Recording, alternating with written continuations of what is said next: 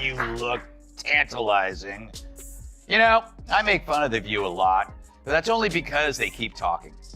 Because COVID also taught Sunny Hostin how to get her groceries delivered. 3 years, that's when I discovered Instacart. And I give them a big tip because they don't always pay their people well. And it's so that's been an issue, I think, for the company. But man, you can get toiletries, you can get fire logs. Fire logs? She had to tell the audience that she tips big because even she knows she sounds insane. The term woke has been, in my view, co-opted by the right and weaponized and bastardized. So I was surprised to hear you use the term because historically, as you know, because I think you're quite brilliant, that woke is a word used by the Black community to note that we must be aware of social injustices. But words and migrate. So why is that a bad thing? It's not a bad thing, and originally that was absolutely a great thing. Don't tell me that the left hasn't changed. I mean, I'm old enough to remember when it was the conservatives who hated Jews. What it's like to get completely steamrolled on national television and yet have to smile like everything is okay. Ask Sunny Hostin, because what Greg Gutfeld and Bill Maher did wasn't just a takedown, it was public demolition with a side of sneer. It struck so hard that even her co-hosts looked like they wanted to crawl under the desk. Gutfeld came in swinging, sarcasm flying like bullets from a caffeinated sniper. Bill Maher was calm, arrogant, and slicing through the drivel like a knife. People have to wonder, where does Sunny Hostin get her opinions? Yeah. Like you said, it's obviously from her husband. She has to tell her what to say in The View, because without it, she's got nothing up there. She's not very bright. So, but the problem with her is that If I had any doubt that I was right about the change that's happened in the left, watching people protest for a terrorist organization like Hamas, that straightened me up pretty quick. You can see the way Sunny Hostin, the way she's touching her above her eye, she can't even look at him because she's an activist, not a journalist or whatever it is that she... Oh, it's the kind of chaos you can't script. Imagine this: every morning someone wakes up and chooses to be both a corporate motivational speaker and a PTA gossip queen at the same time. That's Sunny Hostin. She walks into the studio like she's handing out life lessons and gold stars for existing. It's not just opinions she brings, she drags in a whole antique buffet of unsolicited hot takes, most of them microwaved 5 minutes before airtime after a quick Google search. Bill Maher. it's about The View. It's like, it's become like a medical hospital that displays human misfailure. Like, it's like here, let's look at this political oddity. You know, it's like, it really is like the left-wing equivalent of a carnival sideshow, except instead of bearded ladies and fat clowns and two-headed cows. Well, let me rephrase that.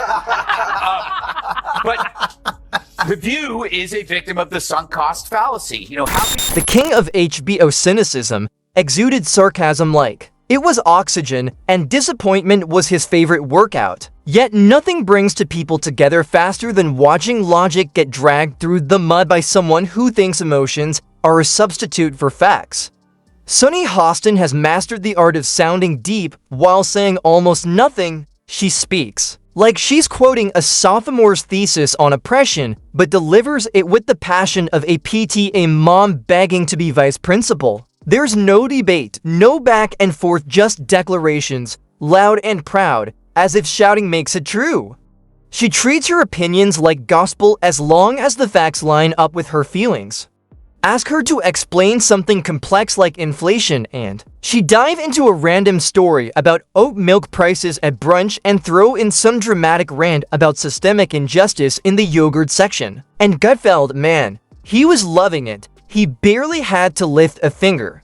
Watching Sunny try to sound intellectual was like watching someone try to decode Shakespeare while staring through a fogged-up bathroom mirror. Every take came soaked in personal drama, seasoned with that unique energy of I skimmed an article so now I'm an expert. It wasn't analysis, it was performance, with a sprinkle of victimhood and a whole lot of confusion. Now speak the truth, and when for years you've been telling lie after lie after lie, now you're carrying this big bag of rocks around you because it's too harmful for their ego to admit that we really were dishonest. And they could be honest. All they would have to say is, look, we hate Trump so much, we were willing to lie about Joe Biden because we felt he was preferable. We thought our lying and our cover-up was on your behalf. Just say that. You're still scum, but at least you're an Greg Gutfeld, a living Twitter troll with a primetime budget, just sat back, grinned, and watched Sunny's inconsistencies fall under their own. Wait, there was no need to yell, just one eyebrow lift, and the entire thing unraveled in real time. And Bill Maher, you know it's bad when the man famed for shouting at clouds like it's his therapy session ends up sounding like the voice of reason. Maher didn't clap back, instead, he disassembled her like a bored dude ripping apart IKEA furniture. Maher and Gutfeld stood there, undoubtedly trying to figure out how someone with a legal degree could twist victimhood into a weapon so sharp it could slice through common sense like butter, as if she was out here collecting emotional endorsements. On LinkedIn, I think that's bad. The View's co-host, Sunny Hostin, says, "Hold my beer," and is literally claiming Republican women can't think for themselves. I think that women, white women in particular, want to protect this patriarchy here because it's to their benefit. They want to make sure that their husbands do well. They want to make sure that their sons do well. They want to make sure that their children do well. And they want to make sure that they do well. Most of the women in some of these studies are married white women, and they do fall in line with what their husbands. here is the real kicker. Sunny doesn't want a conversation. She wants a standing ovation. She wants every segment to end with a slow clap, a fake trophy, and someone telling her she's so brave for saying something mildly edgy in front of a room full of paid yes men. She's the kid in class who keeps one hand in the air, reminding the teacher that she read the homework and shares empty calories. Nothing meaningful, just jargon polished for applause and promoted as new when it's hardly relevant. Greg Gutfeld, a guy who almost breathes sarcasm and exhales mocking, didn't need to try. He took Sunny's arrogant self-righteousness and turned it into comedic gold without even requiring a punchline because, let's face it, Sunny is the joke. She could say good morning and turn it into a TED lecture about how capitalism ruined Colombian coffee. She speaks as if she were narrating a self-help audiobook for folks who refuse to use deodorant yet would not purchase eggs. Hostin's obsession with race gets thrown back in her face. Today's video comes to us from Sunny Hostin. Sounds like a town. We're in Sunny Hostin. She was on PBS's Finding Your Roots, a show dedicated to researching celebrity ancestry. For context, Sunny is a staunch supporter of reparations and has made a fortune spewing nonsense about white privilege and racial justice. Well, turns out she's not as oppressed as she claims she is. She's actually the descendant of slave owners from Europe. Here's how she took the news. Roll it. Wow. Meanwhile, Gutfeld and Maher are playing whack-a-mole with her views, using a hammer labeled basic common sense to strike every contradiction flat before she even finished her sentence, although Maher's roast of that one was poetic. He's like the old guy at the dive bar who drinks one bourbon and begins connecting current events to the fall of Rome. So when he destroyed Sunny's whole worldview like it was a philosophy lesson gone awry, it seemed more like performance art. Maher didn't flinch, merely clapped back and said, "Reality doesn't come with a prerequisite course in personal trauma. That is Sunny's whole playbook. If your experience contradicts hers, you are an uneducated invalid and most likely a covert operative for the patriarchal system." The only thing more flexible than Sunny Hostin's argument is a yoga teacher, Adderall. She switches between bold assertions so quickly that you'd believe she was attempting to evade responsibility in real time. Outrage one moment, victimization the next, and behind her, a trail of sloppy, half-cooked hot takes.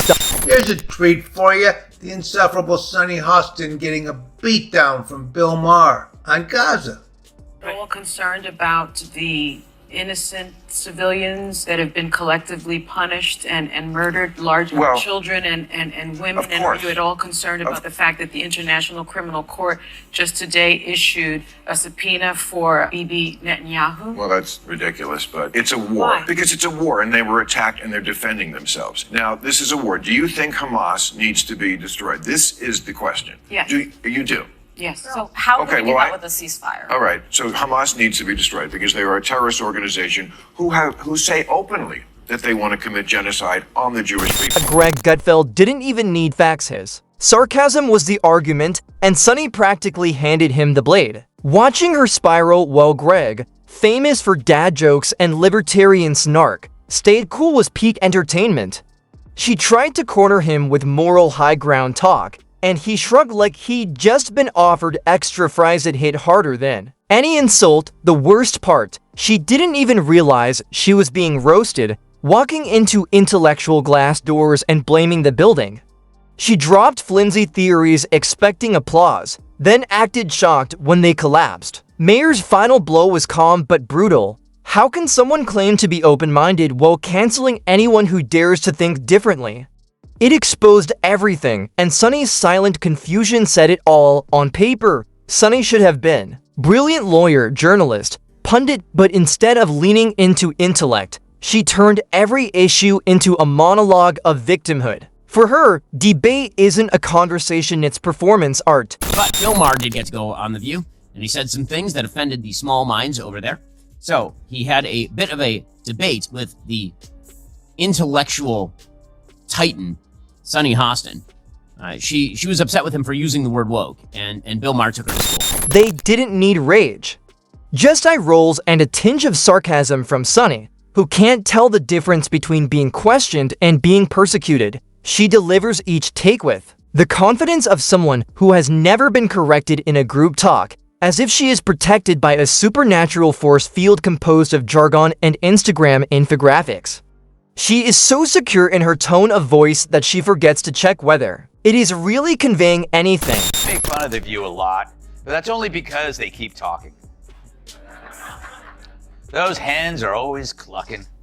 They get to say stupid stuff for an hour every day, and then I get to say stupid stuff for an hour every day, except on purpose.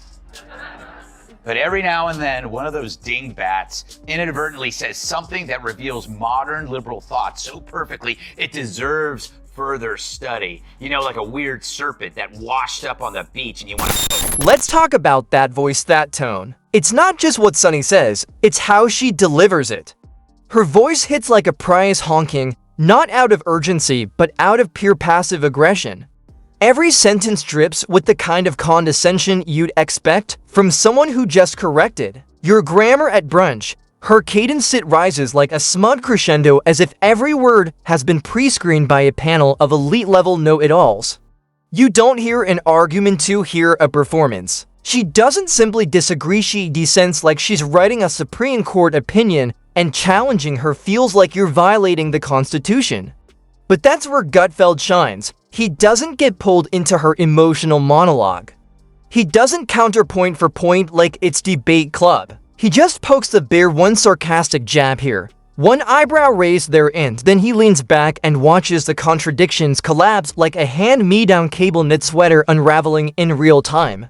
It's a beautiful kind of chaos. He doesn't even fight her, he just lets her self-righteousness combust like it's on a timer, because when someone keeps stepping on every metaphorical rake in the yard, all you really need to do is watch. And Maher, the elder cynic in the corner, he doesn't even raise his voice. He just sprinkles that disillusionment like salt on an open wound. He's not roasting for laughs, he's doing it like it's a civic duty because someone has to call it out. He's that guy in the back yelling, "The emperor has no clothes."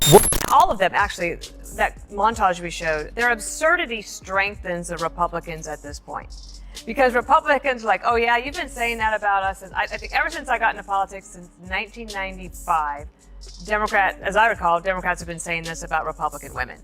They just never change. It's not, talk about not fresh. They got nothing else. And so they don't want to defend their policies. So what they try to do is to make the other team more toxic. While Sunny Hostin stayed center stage, stitching a new wardrobe out of anecdotal outrage, she obsessed over being America's moral compass, though no one asked for her directions. Every debate became a TED Talk, every disagreement a sermon. She exiles opposing ideas like she's the bouncer at a VIP logic club.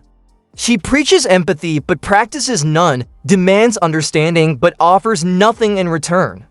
Greg Gutfeld didn't even need prep, her talking points were that predictable. When she brought up systemic injustice, Greg calmly asked, "Cool, so how does that explain your massive salary?" She called herself the voice of the unheard, and the room went silent, likely wondering who actually asked her to speak for them. Ironically, Gutfeld and Maher weren't trying to destroy her. They were simply saving the conversation from collapsing under her faulty logic. Yet Sonny, arms folded like a defiant statue, never realized Willingness to say to Sonny Hostin that you can call it whatever you want, but we're talking about the radical left. It is amazing how they then just attempt to redirect the conversation. Probably virtue signals on the toilet.